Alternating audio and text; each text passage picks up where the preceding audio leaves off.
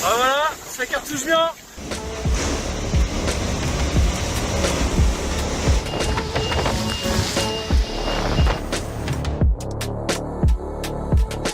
Je suis Franck Hamas, je suis navigateur. Les dernières courses au large que j'ai fait, c'était l'an dernier à bord de Charal sur l'IMOCA pendant la Transat Jacques Vabre. Et j'ai fait aussi quelques tours du monde avec la Volvo Ocean Race et Trophée Jules Verne. En multicoque cette fois-ci. La flotte est au milieu de l'océan Indien pour les premiers. Et pour la queue de la flotte, ils sont à l'approche du cap de Bonne-Espérance, donc encore dans l'Atlantique. Depuis une semaine, en fait, je pense qu'ils sont, notamment les premiers, en train d'essayer de gérer une grosse dépression qui s'est un peu formée sur eux, qui ne s'est pas formée forcément par l'arrière, mais qui s'est développée vraiment lorsque cette dépression a atteint le peloton de tête. Aujourd'hui, par exemple, c'est le moment où la dépression est la plus creuse et où il y a le plus de vent. On est dans le plus fort de la mer, là. Il y a 8 à 9 mètres de creux. J'ai vu passer un train de houle tout à l'heure, il a un peu fait halluciner la longueur et la profondeur qu'il avait. C'est un peu une course pour ne pas se faire rattraper par la molle qui est derrière. C'est là où c'est important de mettre du charbon. D'un seul coup, ça rentre à 35, 37 nœuds. Là, tu te dis, oh, j'ai pas envie d'avoir plus, quoi. La plupart du peloton avant, du 3e au 10e, sont confrontés à cette partie-là de la dépression très très creuse. Et par contre, il y a deux concurrents qui ont opté pour une option assez risquée, assez courageuse. Ils sont les deux premiers. Donc quand il a pris sa décision de continuer au sud avec Sébastien, de terre, on se disait il est un peu fou, quoi. Après, en regardant dans les détails, on comprend sa stratégie qui est pas si folle que ça, loin de là. Ils ont vraiment continué sur une route la plus courte possible. Mais ils sont confrontés à une position pas très sûre ou pas très saine, on va dire, parce qu'ils sont vraiment très proches du centre de la dépression. Alors, le risque de ces positions-là, c'est s'il arrive le moins de problèmes sur le bateau et qu'on doit freiner pour une raison ou une autre, on se fait un peu happer par la mauvaise partie de la dépression qui est à l'arrière de la dépression. Et 45 nœuds fichiers, ce qui veut dire quasiment des 60 nœuds en rafale. Donc c'est une zone où il ne faut vraiment pas se situer. Alors, tiens un peu le bateau pour vous montrer la vue. Voilà. L'état de la mer. La mer est grosse. La mer est magnifique, elle est bleue. Vous vous rendez pas compte de l'état de la mer, mais il y a des belles vagues. Mais voilà, mais il pleut. Bergère. C'est vraiment pas des parages où il faut avoir un bateau atrophié, quoi. Je peux vous assurer que j'ai passé une nuit de l'enfer. Ouais, on voit que je suis pas loin de l'archipel de Crozet parce que j'ai vraiment, je sais pas si vous voyez bien, mais j'ai vraiment énormément d'oiseaux ici. L'état de la mer est pas très agréable. Et du coup, j'essaie de limiter la vitesse. Je sais pas si ça rend à la caméra, mais c'est bon. Voilà, il faut être prudent là pendant 15 heures à peu près. Et j'essaie de me réchauffer comme je peux, de continuer de manger. Sébastien Simon, c'est un peu plus risqué. Je pense que c'est la position la plus risquée aujourd'hui, c'est pour lui. Parce qu'il a pris un petit peu de retard, il n'a pas réussi à être aussi en avant que Charlie Dalin. Il s'est fait un petit peu manger par le centre à un moment, c'est-à-dire où il n'y a pas beaucoup de vent, donc il a encore plus perdu du temps. Et maintenant, il est du côté mauvais de la dépression, on va dire. Il continue à avancer, c'est bien, donc il n'est pas encore dans le maximum de vent. On le voit ici. Mais attention, à même pas une centaine de milles derrière lui, il y a quand même des très très fortes rafales et de la mer qui est en train de grossir énormément derrière lui. De toute façon, ça sert à mettre plus de toile parce que c'est pour aller planter dans la vague de devant à chaque fois. Ça, je pense attendre un peu que la mer se calme pour pouvoir refaire du bateau à voile et plutôt que de faire du bouchon. Pas dans le bon coin là, et on a fait gaffe pourtant. Lui vraiment là où je pensais que c'était safe et tout, et finalement je pensais que c'était la bonne option, et ça se révèle en tout cas un truc d'enfer, c'est l'enfer.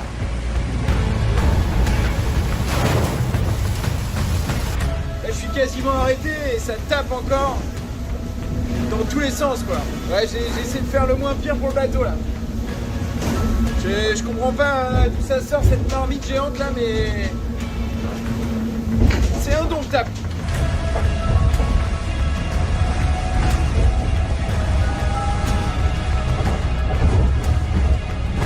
Déjà. Allez, c'est plus la même ambiance que ce matin. Le beau lever de soleil, il est bien derrière nous. C'est une mission, hein. Le plus fort est à attendre dans la soirée. Sébastien, il est juste en avant du plus fort de mer. On voit ici le plus fort de mer, il est ici, 10 mètres de mer quand même. Alors pour l'instant, il n'y a personne qui est dans cette zone, et tant mieux. Et si on revient au bateau un petit peu plus en arrière et au nord, on n'en a pas parlé, les poursuivants sont finalement dans de la mer qui est plus forte que Charlie d'Alain. La prévision de mer, c'est 8 mètres et demi, hein. Ça veut dire qu'il y a forcément des vagues à 10 mètres, ça commence à être plutôt gros. Et pour le résultat final, c'est le gros risque de ces mers du Sud. C'est qu'il faut réussir à aller vite dans des conditions compliquées. Et plus on va vite, c'est un cercle vraiment vertueux, plus on va vite, plus on a de chances d'être ou dans des zones maniables ou à un moment s'échapper complètement. Aussi dont on n'a pas parlé, c'est le courant qui pose beaucoup de problèmes de mer dans ce secteur-là, à l'entrée de l'Indien. Et lorsque ce courant qui est assez fort, on des aiguilles qui peut être sur le fichier on voit 2 nœuds mais il peut y en avoir 5, et qui fait des boucles comme ça, si ce courant est contre le vent notamment, ça fait de la mer très courte et hachée et qui fait beaucoup taper les bateaux. Lorsqu'on se prend une dépression dans cette zone, en plus, la mer est beaucoup plus dégueulasse que quand on prend des dépressions plus loin.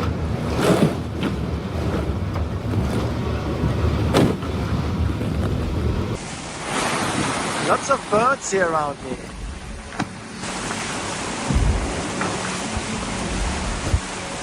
À partir de Josque, tout au nord, à Guirec, tout au sud. Et eux, ils sont en train de vivre des moments certainement compliqués. Tout ce groupe-là monte dans le nord pour s'échapper du plus fort du vent. La mer, c'est un bouillon. C'est dans tous les sens. Donc le bateau, soit il passe dessus, soit il passe dessous. Mais c'est impossible de trouver le bon angle. Je fais des pointes à 30 nœuds. C'est un enfer, le bateau il tape tout le temps, t'as l'impression de le casser sur chaque vague. Donc des fois je sais pas comment faire pour ralentir le bateau. Je suis pas très serein, j'ai pas dormi. C'est pas génial. Il va falloir que ça évolue quand même dans le bon sens. Cette dépression qui va ensuite affecter petit à petit devant. Donc c'est assez nord, hein, ces routes-là quand même, on parle de... Là on est à 36 nord. C'est assez atypique quand même d'avoir des routes au vent des globes ou autour du monde en général, être au-dessus de 40. Et là sont positionnés les premiers bateaux à dérive, je crois, avec Tanguy qui est le plus à l'est. Ah, c'est beau quand même, hein. C'est sauvage, ça c'est sûr, c'est sauvage. Voilà. Donc c'est comme ça jusque... c'est comme ça pendant 10 jours.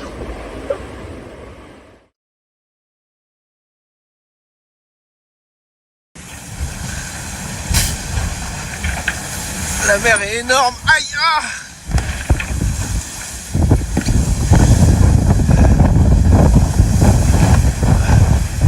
Le front est passé.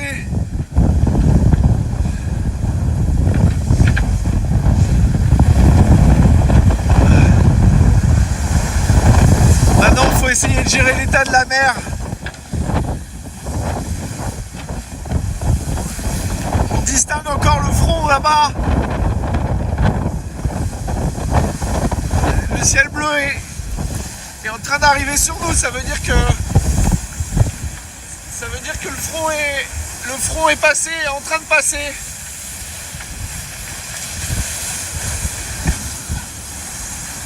J'ai arisé la grand voile au maximum.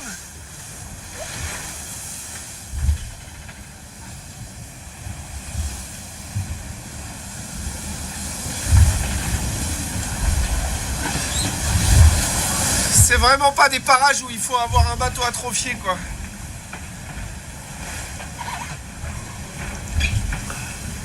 Et encore quelques heures dans l'enfer, je peux vous assurer que j'ai passé une nuit de l'enfer. À plus tard. Hello à tous. On vient de passer une nuit bien agitée là, on est dans le plus fort de la mer, là. Il y a 8 à 9 mètres de creux là, et j'ai vu passer un train de houle tout à l'heure, il a un peu fait halluciner la longueur et la profondeur qu'il avait. Et bon, ça se passe pas trop mal, 30 nœuds de vent là, c'est un peu descendu, il y avait des claques à 40 cette nuit. J'ai dû vachement réduire la toile pour calmer le bateau, ça devenait un peu n'importe quoi. Au fur et à mesure de la journée, je vais pouvoir renvoyer, je pense. La mer va rester, se calmer doucement.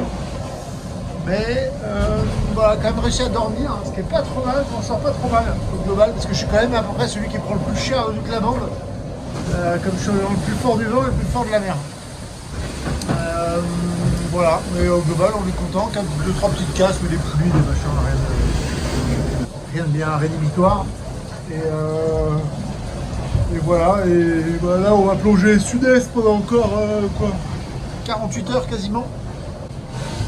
C'est un peu une course pour pas se faire rattraper par la molle qui est derrière. C'est là où c'est important de mettre du charbon. En ce moment, c'est pas évident de trouver le tempo là. Donc ça fait des moyennes pas très rapides, à 18 nœuds, 19 nœuds. Mais je sais pas faire autrement en fait. Et là, jusqu'en Australie, je pense que c'est un peu le tempo là. Encore une semaine rapide. Ben bon, après on bouffe du 1000. Hein.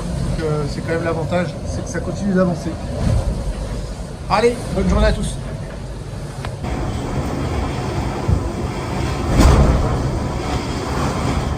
Après 4 semaines de navigation, les skippers du Vendée Globe ont presque tous passé le premier cap de ce tour du monde. L'océan Indien, avec ses albatros et ses vents tempétueux, s'ouvre enfin à eux. Alors Sam, ça secoue pas trop ? Vous avez vu, je suis à l'intérieur et ça secoue assez fort aujourd'hui. Là, actuellement, je suis dans les 40e rugissantes et après, c'est les 50e hurlants. À ces latitudes-là, souvent, on a du vent très fort et des vagues très grosses. Et c'est des conditions un peu de survie. Le vent, il est souvent au-dessus de 25 nœuds. On est plutôt dans les régimes un peu tempête. Voilà. Donc oui, on est plus à l'intérieur parce qu'il fait froid. Mais quand même, vous avez vu, il fait un peu noir dans mon bateau. Donc je vais dehors quand même, je m'habille et je passe du temps dehors pour être à la lumière du soleil. Ouais, je m'habille chaudement et j'ai la chance d'avoir un cockpit qui est protégé, donc je peux sortir sans se faire défoncer par la mer. Presque toute la flotte est dans l'océan Indien. Et que cette flotte s'étire. On voit que les groupes éclatent un petit peu, même le groupe des leaders s'étire un petit peu entre les premiers, Charlie Dalin et Sébastien Simon, qui ont accepté de rester très proche du centre de cette énorme dépression, tout en creusant l'écart sur ceux qui ont décidé d'éviter le centre de cette dépression en se décalant au nord, comme Johan Richaume ou Thomas Ruyant. On voit que ce groupe s'est largement étiré. Et puis que derrière, Sam est dans un petit groupe de chasseurs avec Boris Herman, avec Clarisse Kremer, avec Justine Métro. Sam a essayé de se décaler un petit peu au nord, donc d'investir hier, c'est-à-dire accepter de perdre un petit peu de distance pour ensuite profiter de vents plus favorables. On verra si ça a été payant. En attendant, la stratégie, là, c'est aussi de faire très attention à son bateau. Elle a très très peu bricolé et elle veut vraiment, dans ces mers du Sud, garder un bateau qui a son plein potentiel pour être prête à saisir des opportunités, d'exprimer toute la puissance et toutes les performances de son bel Initiative Cœur. Voilà, la semaine qui vient, ça va être la dernière semaine dans l'océan Indien avant d'attaquer le Pacifique.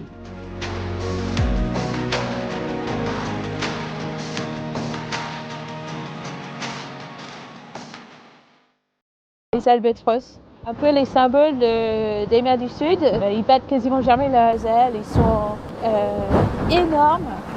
Quand ils volent à côté du bateau, ils nous regardent comme si ils se disent mais qu'est-ce que vous faites là chez moi? Alors, il y en a plein de sortes différentes. J'ai envie de les distinguer et du coup quand je prends en photo, après je vais sur internet, j'essaie de trouver quel albatros c'est. Déjà, j'ai pas mal de choses à faire pour vérifier que les voiles sont bien réglées et que le bateau il avance bien. Après, souvent on a des petits bricolages à faire pour réparer des pièces, des choses qui sont usées. J'apporte beaucoup de livres avec moi sur mon téléphone. Et c'est plutôt des livres feel good parce que ça booste un peu le moral. Je m'ennuie pas trop.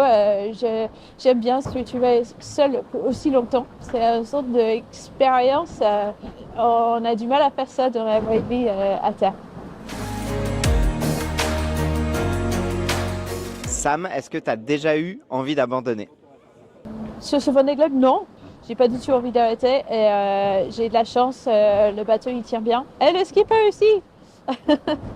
J'ai eu pas mal de petits problèmes, mais j'ai pu soit réparer, soit contourner, trouver d'autres solutions.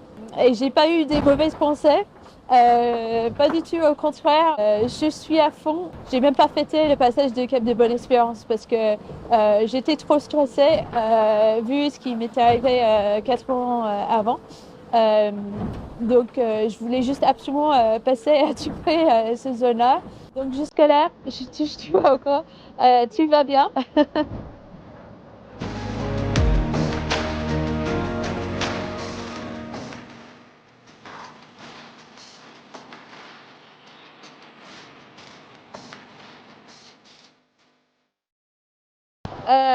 Je pense très fort à Louis Berton. Je suis hyper désolée pour toi, Louis. Je te souhaite bon courage aussi. Sois prudent pour aller jusqu'à Cape Town.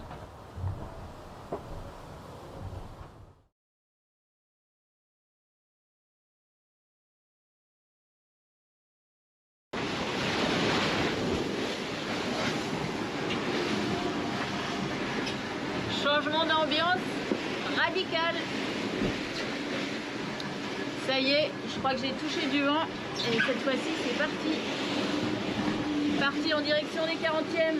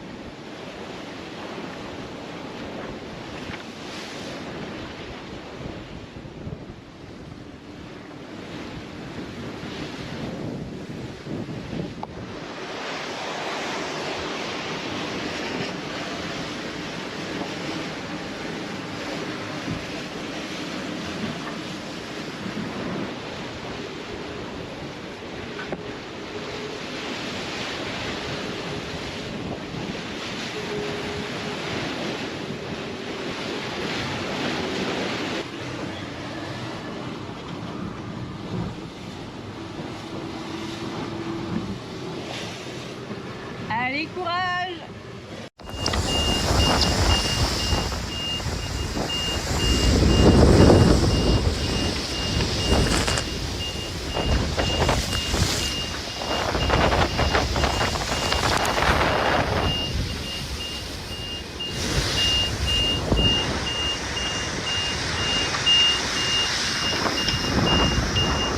Je vais te défoncer!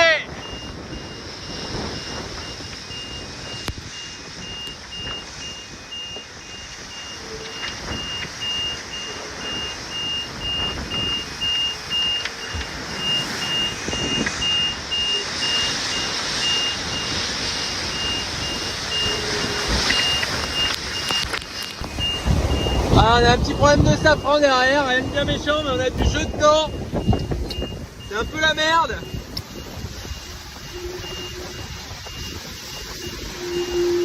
Ah, dans le palier là. Là des deux côtés. Voilà, là il y a 42.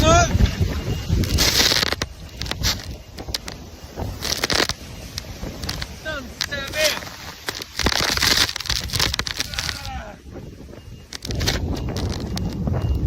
On va se remettre au chaud, hein. Je vais me faire un petit thé, moi.